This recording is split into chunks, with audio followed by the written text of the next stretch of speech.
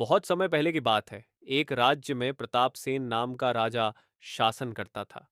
राजा प्रतापसेन न केवल अपने पराक्रम और वीरता के लिए प्रसिद्ध था, बल्कि अपनी बुद्धिमत्ता और न्यायप्रियता के लिए भी जाना जाता था। उसके शासन काल में राज्य में खुशहाली थी, लेकिन राजा हमेशा यह सोचता रहता कि उसके शासन के बाद उसका उत्तराधिकारी कौन होगा जो राज्य को अच्छी तरह से चला सके। राजा के दरबार में तीन प्रमुख विद्वान थे: रघुनाथ, सोमदेव और धर्मानंद। ये तीनों विद्वान अपने अपने क्षेत्रों में अत्यधिक निपुण थे। रघुनाथ को सभी शास्त्रों का गहन ज्ञान था। सोमदेव अपने तर्क और निर्णय लेने की क्षमता के लिए प्रसिद्ध था, और धर्मानंद धैर्य और मानसिक शांति के प्रतीक थे। राजा प्रतापसेन के मन में यह प्रश्न बार बार उठता कि राज्य का उत्तराधिकारी किसे बनाया जाए, या कौन उसके बाद राज्य के लिए सबसे अधिक उपयुक्त होगा। उसने सोचा कि इन तीन विद्वानों की बुद्धिमत्ता का परीक्षण किया जाए, ताकि वह यह जान सके कि राज्य की जिम्मेदारी किसे सौंपी जा सकती है। एक दिन राजा ने दरबार में घोषणा की, मेरे प्रिय विद्वानों, मैं चाहता हूं कि आप तीनों मेरी एक विशेष चुनौती में भाग लें। इस चुनौती के माध्यम से मैं यह देखूंगा कि आप में से कौन सबसे अधिक योग्य है। तीनों विद्वानों ने सिर झुकाकर राजा की आज्ञा स्वीकार की और उत्सुकता से उसकी बात सुनी। राजा ने तीन अलग अलग समस्याएं दी, जिन्हें हल करके वे यह साबित कर सकते थे कि वे राज्य के सबसे बड़े विद्वान हैं। पहली चुनौती: राजा ने रघुनाथ को बुलाया और कहा, तुम्हें शास्त्रों और ग्रंथों का गहन ज्ञान है। मैं चाहता हूं कि तुम इस समस्या का समाधान करो। एक ऐसा राज्य है जहां के लोग हमेशा असंतुष्ट रहते हैं, हालांकि वहां कोई गरीबी नहीं है, कोई युद्ध नहीं है। बताओ, क्या कारण हो सकता है? रघुनाथ ने कुछ क्षण सोचा और फिर उत्तर दिया, महाराज, उस राज्य के लोग भीतर से असंतुष्ट हैं, क्योंकि उन्हें आध्यात्मिक शांति और संतोष की प्राप्ति नहीं हुई है। भौतिक समृद्धि किसी को स्थायी खुशी नहीं दे सकती। जब तक लोग अपने जीवन में आंतरिक शांति और उद्देश्य नहीं पाते, तब तक वे कितने भी सुखी दिखाई दें, उनके दिल में असंतोष बना रहेगा। राजा ने मुस्कुराते हुए उसकी बात को सराहा और कहा, तुमने सही कहा, रघुनाथ। बाहरी समृद्धि के साथ साथ आंतरिक शांति का होना भी आवश्यक है। दूसरी चुनौती: अब राजा ने सोमदेव को बुलाया और उसकी बुद्धिमानी की परीक्षा लेने का सोचा। उसने सोमदेव से कहा, तुम्हारी बुद्धि और तर्क शक्ति प्रसिद्ध है। मैं तुमसे एक कठिन समस्या पूछता हूं। अगर एक नाव में 5 लोग हैं और उस नाव को पार करने का कोई साधन नहीं है, तो कैसे वे सब सुरक्षित रूप से नदी पार कर सकते हैं? सोमदेव ने अपनी आंखें बंद की और कुछ समय सोचने के बाद कहा, महाराज, यह समस्या प्रतीकात्मक है।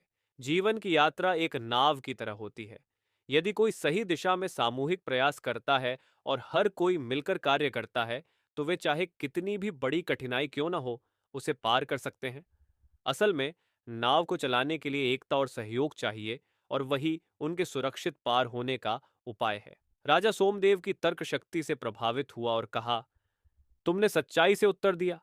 एकता और सामूहिक प्रयास से किसी भी कठिनाई को पार कर सकते हैं। तीसरी चुनौती: अंत में राजा ने धर्मानंद को बुलाया।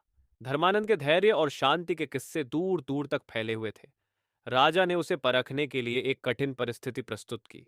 राजा ने कहा, धर्मानंद, एक ऐसी स्थिति की कल्पना करो जहां तुम्हारा सब कुछ खो गया हो, धन, परिवार, यहां तक कि तुम्हारी मान्यता भी। ऐसी स्थिति में तुम क्या करोगे? धर्मानंद ने राजा की आंखों में आत्मविश्वास से देखा और धीरे से कहा, महाराज, यदि मेरे पास सब कुछ चला भी जाए, तो भी मैं अपना धैर्य और विश्वास नहीं खोऊंगा। जीवन की सबसे बड़ी शक्ति धैर्य और आत्मविश्वास में है।